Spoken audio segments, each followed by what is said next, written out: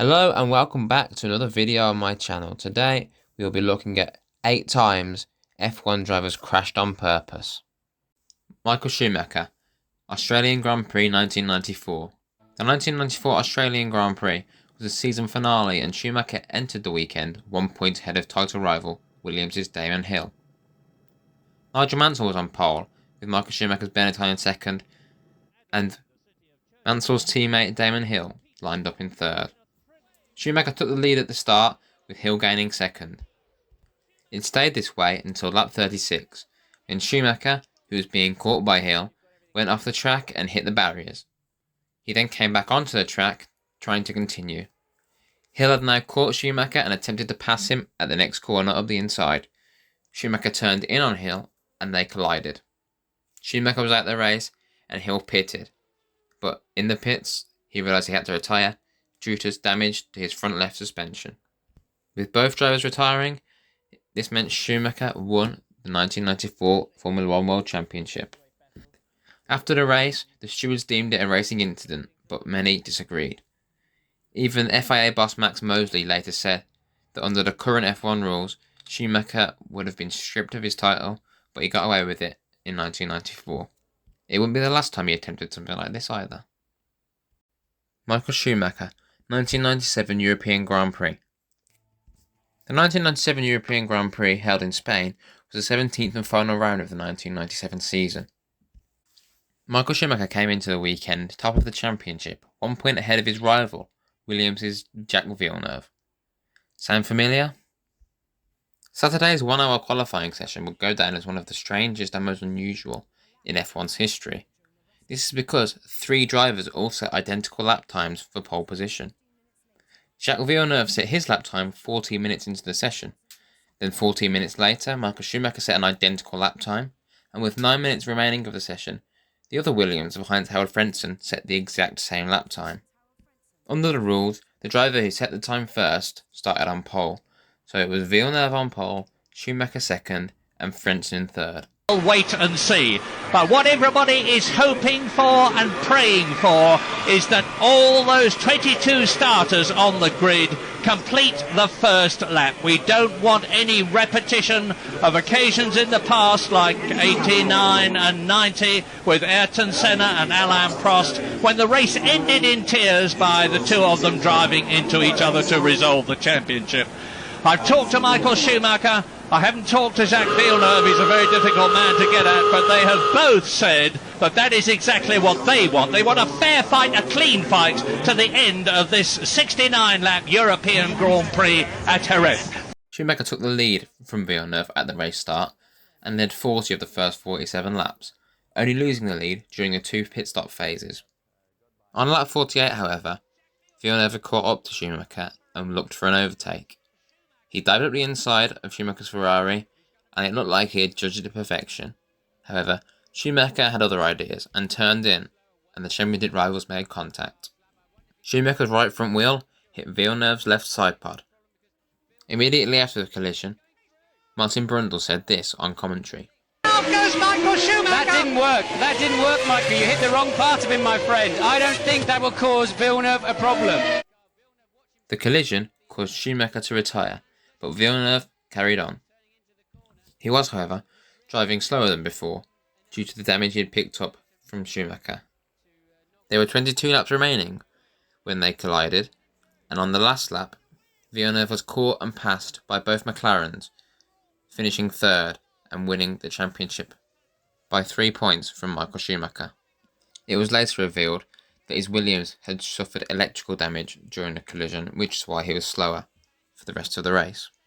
Initially, the race stewards deemed that Schumacher's collision with Villeneuve was a racing incident and took no further action against either driver. But later, the FIA summoned Schumacher to a disciplinary hearing, and he was disqualified from the 1997 World Championship, losing his second place. Alain Prost, Japanese Grand Prix 1989. The 1989 Japanese Grand Prix was the penultimate round of the 1989 World Championship. Alain Prost had a 16-point lead over McLaren teammate Ayrton Senna, meaning that Senna had to win both of the last 2 races in order to win the championship. In qualifying, McLaren were expected to dominate like they had done for the whole season, and that came true, with McLaren securing a 1-2. However, it was Senna who was a level above the rest of the field, qualifying a full 1.7 seconds ahead of his teammate and championship rival Alain Prost. Pole position was on the dirty side of the grid, and Prost got a better start from second position and took the lead at the first corner. Throughout the first half of the race, including the pit stop, Prost had gained an 8-second lead over Senna. However, after the pit stop, on new tyres, Senna managed to reel in Alain Prost bit by bit. Once both Ferraris retired, it was a straight shootout for first place between the McLaren drivers, with no pressure from behind. Senna caught Prost on lap 40 of 53, and for the next 5 laps, the gap remained at around a second between them, with Senna not being able to get close enough to make an overtake. This changed, however, on lap 57, as Senna managed to stay close through the middle sector and through 130R, and dive down the inside of his teammate Alain Prost into the final chicane. Prost saw this coming, turned in, and they collided just before the apex of the corner. Once their cars had stopped in the runoff area, Prost got out of his car and retired. However, Senna had other ideas. He got the marshals to push his car down the escape road and used that forward momentum to restart his engine. He had got damage from the collision, and so he had to pit for repairs on the next lap. Once he rejoined, he was 5 seconds behind the new race leader, Alessandro Nannini. He quickly caught Nannini and passed him 2 laps before the end of the race to cross the line in first position and keep his championship hopes alive going into the final round. After the race, however, Senna was disqualified from the race for missing the chicane after his collision with Prost. Senna claimed this decision was made by FISA president Jean-Marie Balest, because this meant that the championship now went to Prost, and they were both French, so Senna thought Balest wanted Prost to win over Senna. McLaren appealed the disqualification of Senna, but it was unsuccessful, and Prost kept his title.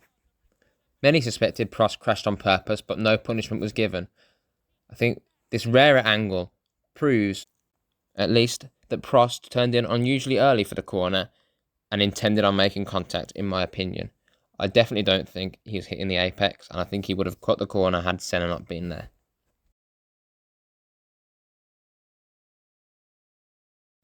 Ayrton Senna, Japanese Grand Prix, 1990. 1 year after their controversial collision, Alain Prost and Ayrton Senna arrived in Japan for the penultimate race of the season, but this time the roles were reversed. Senna led the championship this time, and if neither driver finished the Japanese Grand Prix, he'd be world champion ahead of Prost, who had moved to Ferrari for 1990, so they were no longer teammates. Senna had started on pole for the last 2 Japanese Grand Prix and got a bad start in both of them. This is because the pole position slot is on the dirty side of the grid. Before qualifying, Senna lobbied officials to move pole position to the clean side of the grid, and he believed that they had agreed. However, after the session, when Senna qualified on pole with Prost second, he was told he would be starting on the dirty side of the grid for the 3rd year in a row.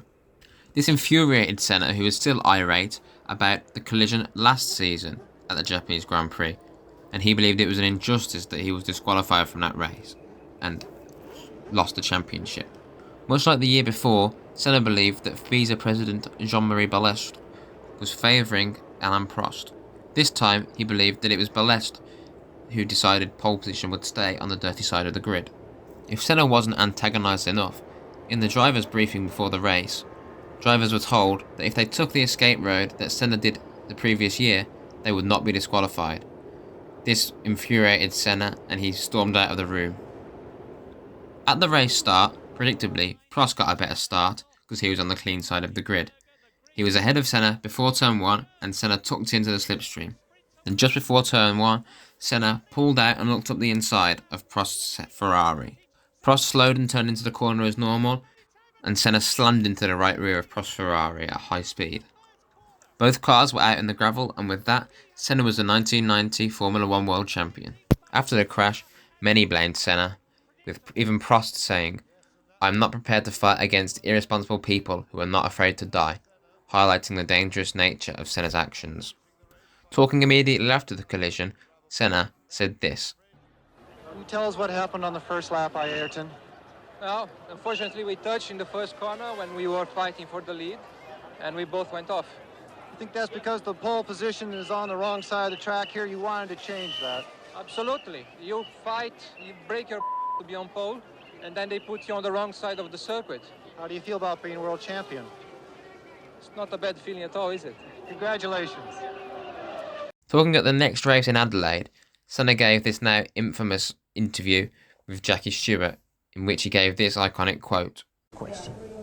If I were to count back all the world champions, and after all this is the 500th Grand Prix, that if you totalled up all of those great champions, the number of times they had made contact with other drivers, that you in the last 36 months or 48 months have been in contact with more other cars and drivers than they might have done in total.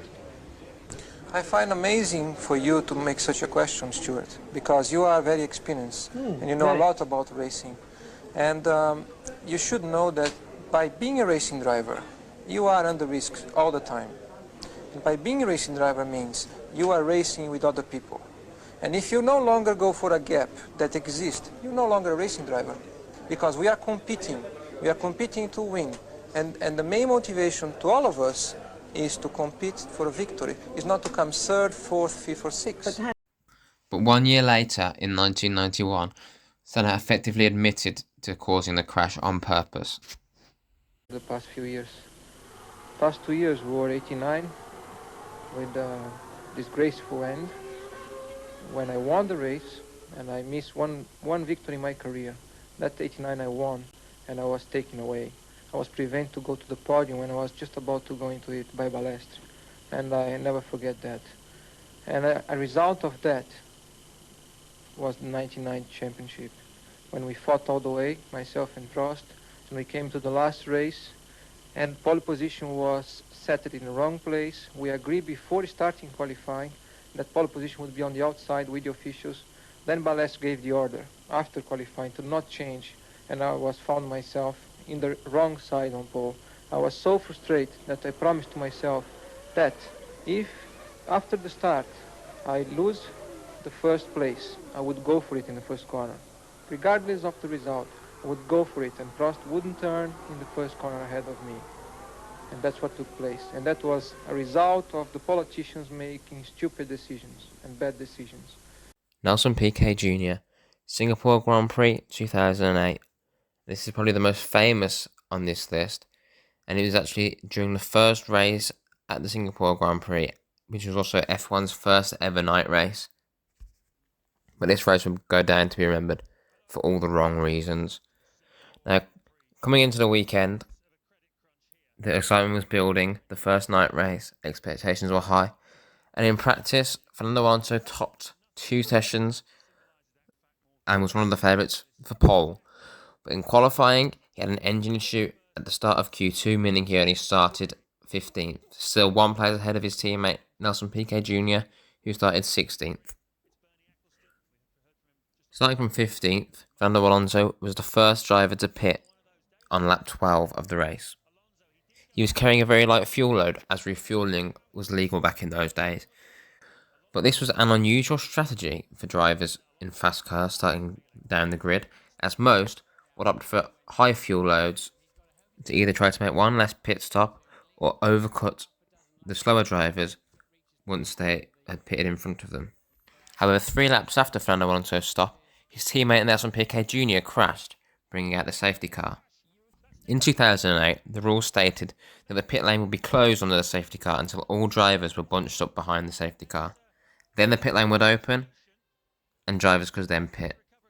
Many drivers pit, and this left Fernando Alonso leading all the cars that had already pit. All drivers had pitted. Alonso gained the lead, and with slower cars between him and the faster cars back down the grid, he would win ahead of Nico Rosberg in second and championship leader Lewis Hamilton in third.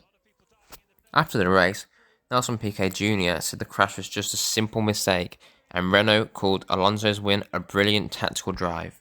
Although some in the paddock were suspicious, the F1 circus moved on to the next race and nothing more was said. That was until halfway through the 2009 season, when Nelson Piquet, who had been performing poorly, was dropped by the Renault F1 team. After this, he gave evidence to the FIA about his deliberate crash at Singapore, in return for immunity, so he couldn't be charged with any wrongdoing. He said he was told to crash on purpose by the Renault team in order to bring out a safety car and for Fernando Alonso to win. After a meeting of the World Motorsport Council in Paris, Renault were disqualified from F1, suspended for 2 years, which ended up not affecting them.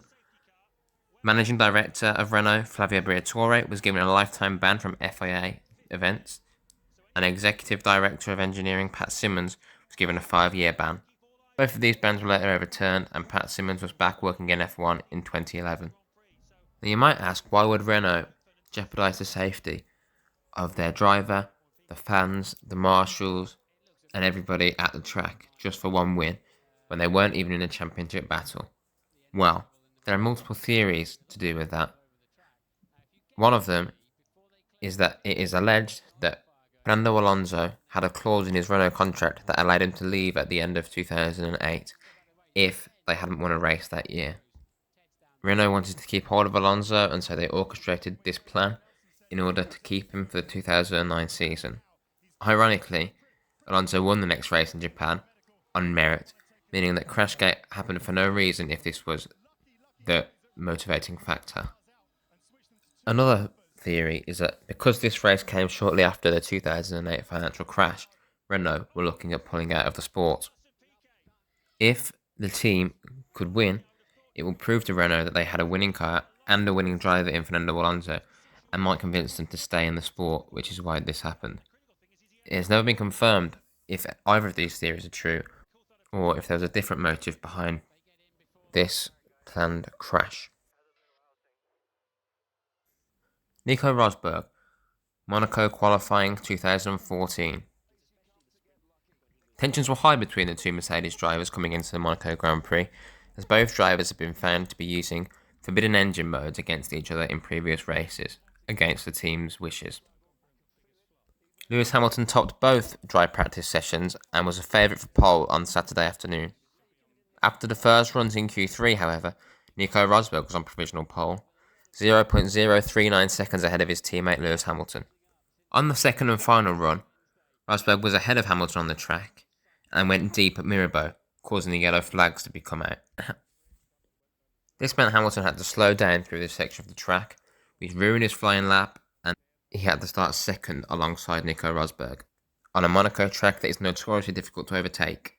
Before he got to the yellow flags, Lewis Hamilton was already improving on his previous lap, and looking set for pole position at the Monaco Grand Prix. The FIA investigated the incident, looking at video footage and telemetry data. They concluded that there was no evidence to suggest wrongdoing by Nico Rosberg, although many still believe that he did it on purpose.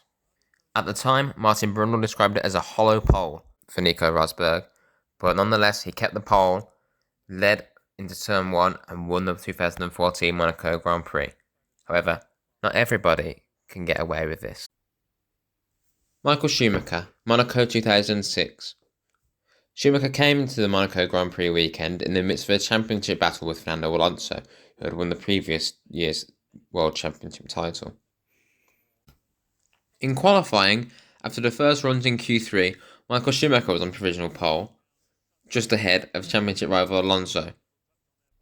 On his second run, Schumacher parked his car on the exit of Rascasse, which, like Nico Rosberg in 2014, caused yellow flags to come out, ruining everybody else's lap behind him, including championship rival Fernando Alonso, who was over 2/10 up on Schumacher after the first two sectors and looked set to take pole position for the Monaco Grand Prix. After the session, many in the paddock agreed that it was a deliberate act from Schumacher to block Alonso's lap, and the matter was then reported to the stewards. The stewards concluded that Schumacher did indeed do it on purpose and disqualified him from qualifying, meaning he had to start from the back of the grid for Sunday's race, which Alonso would win, and Schumacher would only manage 5th place.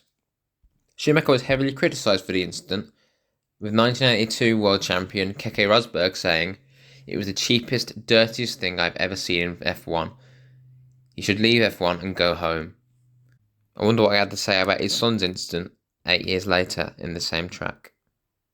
That's it for today's video. That was 8 times F1 drivers crashed on purpose. Let me know down below if you think I missed any, and drop a like if you enjoyed the video, and there'll be some more soon, so if you'd like to see them, please subscribe.